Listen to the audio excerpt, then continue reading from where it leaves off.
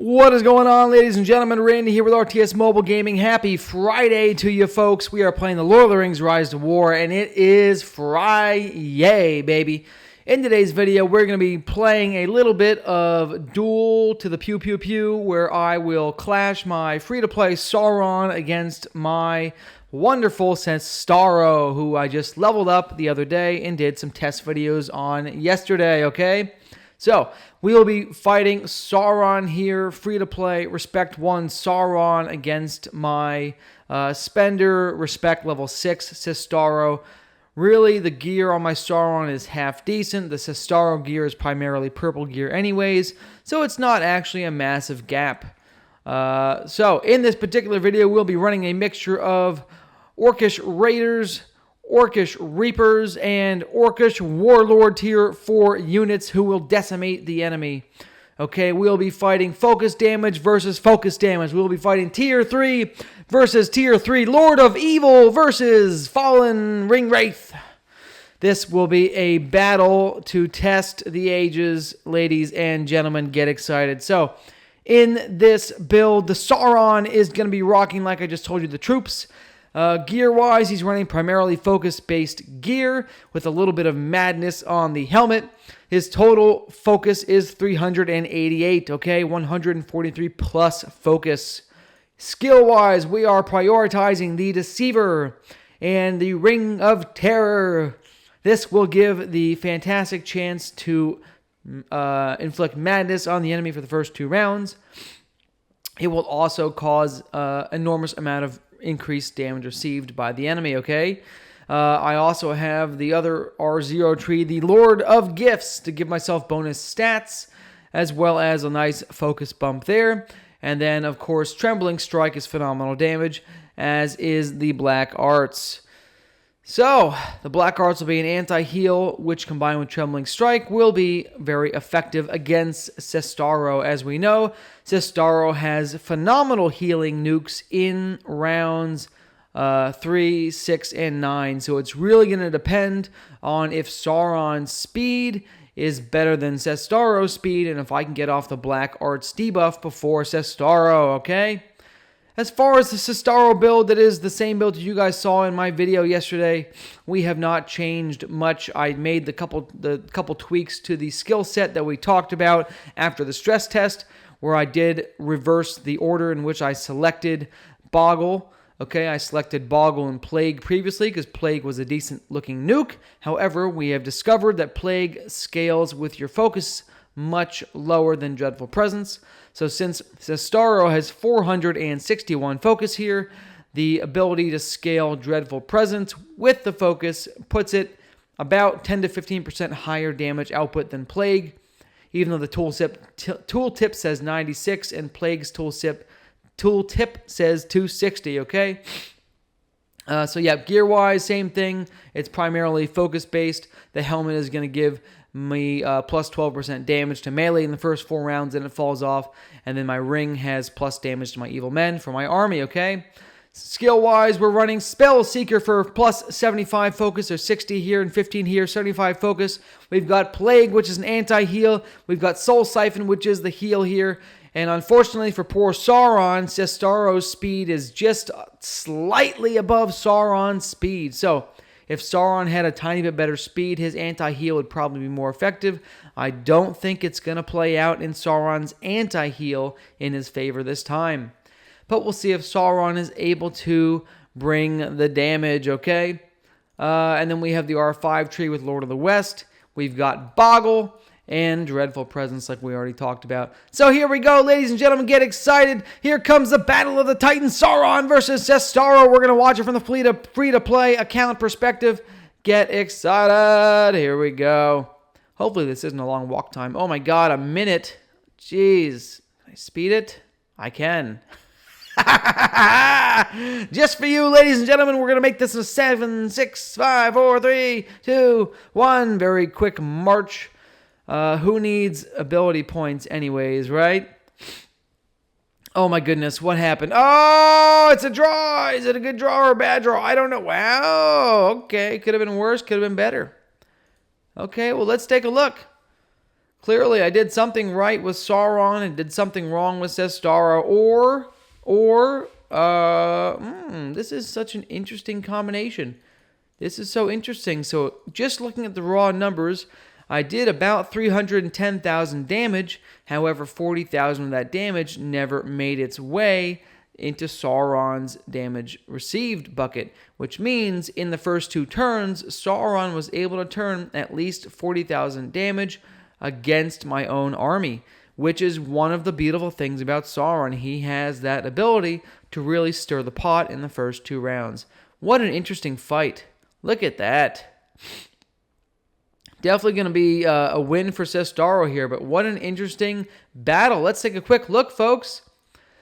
Damage-wise, we've got the Warlords doing the primary damage here, which is to be expected since there's 40 command of the Warlords here, almost 43 command of Warlords, okay? Versus Cestaro, his primary damage here is going to be himself. And interestingly enough, the champions were able to negate, I didn't even think about that, the champions significantly negated the damage output of the enemy Warlords, so I didn't even realize I was running the Variog champions. I thought I had Dragoons on, but I must have switched them previously for a different battle. Now we're seeing them really cut the huevos off of the Warlord units. Let me just recall so I don't lose my last 7 command for no reason. While we investigate this combat report, here we go. So remember, Sauron was still able to turn 40,000 damage inward towards Cestaro's own troops. Always impressive to see that in action. The Ring of Terror, the champions beset with the Ring of Terror, attack the Halberdiers. The Halberdiers counter-attack the champions. And this is interesting. The champions' damage debuff doesn't apply to the retaliate, which is good to see because that is potentially good news for anybody who wants to play a Fallen Retaliate build. You will still get off some of your damage at full value before the champion cuts your huevos off. Interesting to see that. I like that. Then we have Cestaro here coming in hot and heavy, punching the Corsairs in the face for a 6502. Oh no, the horror and the Raiders.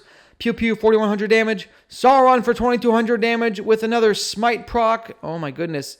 Everyone's attacking. The Corsairs attacked themselves. Cestaro's attacking my own units. Champions are attacking my own units.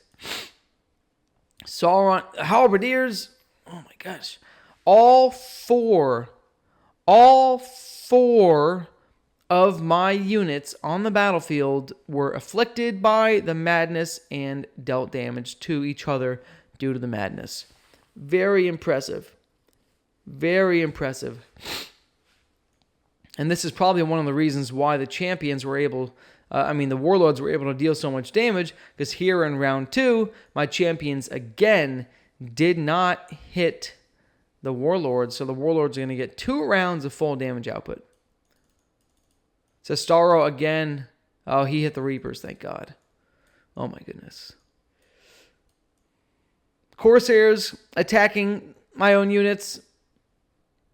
The Halberdiers at least attacked the Reapers. Oh man. Yeah, so 6 out of the 8 damage instances, 6 out of the 8 auto attack instances were basically successfully afflicted by madness. Very, very impressive first 2 rounds from Sauron. But here in round 3, I've now debuffed the Warlords, so they're no longer going to be dealing this 12,000, 13,000 damage. Now we're going to see their damage get cut off. Cestaro is going to come in hot and heavy with the Boggle. Then we have the Dreadful Presence. So we have anti-damage. Then we have down here is the Plague. Now we have the Plague for the anti-heal. No healing done for the Reapers and the Raiders. And then my own healing output. Sauron coming in. He applies his anti-heal after Cestaro. So unfortunately, this anti-heal from Black Arts, like I said, his speed is just a few points under Cestaro's speed. So his anti-heal is not effective. Oh my goodness, so much damage output. There goes the Reapers. Here's the Warlords attacking with half damage for only about 6,000 damage output, guys. I mean, this is the fight. That's the fight. What else do you want to see? Let's look at round 6. Here's another round of nukes here. I apologize. I held in that yawn. I don't know if you could tell or not. If not, then I'm a master. It is almost my bedtime. But I wanted to make this video for you folks because I feel guilty that I haven't been as consistent over the past 2 weeks just with everything going on, and I just want to get back on track. I miss it, so here we are. Cestaro's Boggle, ladies and gentlemen. He's going to apply the increased damage received buff to the Warlords and the Raiders here for almost 40% increased damage received. They get hit by the Dreadful Presence. I mean, it really is just an absolutely phenomenal amount of damage output from Cestaro. Really, really impressive. Even with him dealing damage to his own units in the first 2 rounds, Cestaro was able to still put out 156,000 damage with 40,000 healing. That was another yawn I snuck in there. Sorry about that. 156,000 damage with 40,000 healing. I mean, absolutely gorgeous. So, I had some other really good Cestaro fights earlier too. I'll just whip through one real quick. We'll take about 10 seconds so you can check this out. This was a nice one. I almost broke 200,000 damage output on this one. I was really, really impressed. With almost 44,000 healing. This is Cestaro dealing full damage without being mitigated by madness abilities.